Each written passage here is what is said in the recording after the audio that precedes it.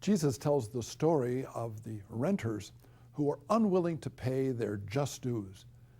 Again and again, they throw away people that want to say, hey, we want to have the money and we want to have the produce that you're supposed to give us.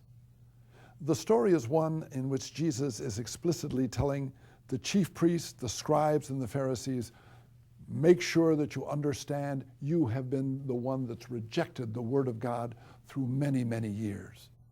Well, it's nice for us to hear that and think, well, all of those bad guys, the priests and the Pharisees and the chief priests. But what about us? How would this parable affect our lives? One of the things that I've thought about is the fact that in many ways I have been enriched by God with many dreams from God. He's given me talents.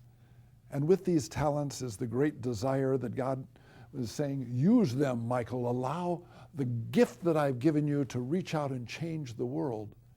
And why is it that I'm like those renters who so many times are pushing away the approach of God, who comes and says, let me see the fruit of the great things that I've given you? Why is it that I don't use my talents?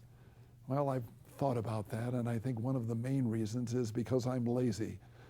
I can come up with all kinds of reasons for turning away from the use of my talents, mainly because I want to watch television, or I want to relax, or I want to do my hobby and get on my motorcycle, or whatever it is.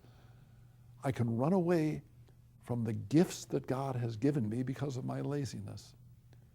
The other thing that I think about is the problem of embarrassment.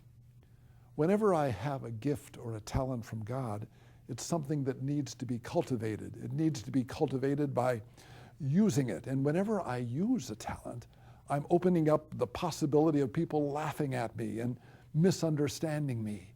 And so, well, I just kind of let the talent stay where it is and not let it come to the light of day.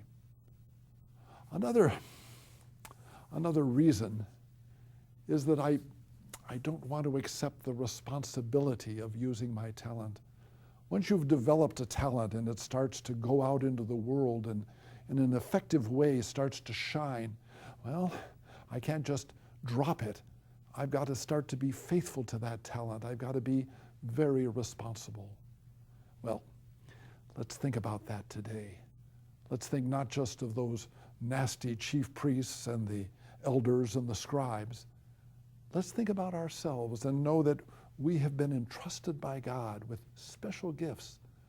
And may we put away our laziness, put away our embarrassment, and put away our fear of responsibility and accept the talents that God has given and allow them to blossom forth for the growth of the kingdom.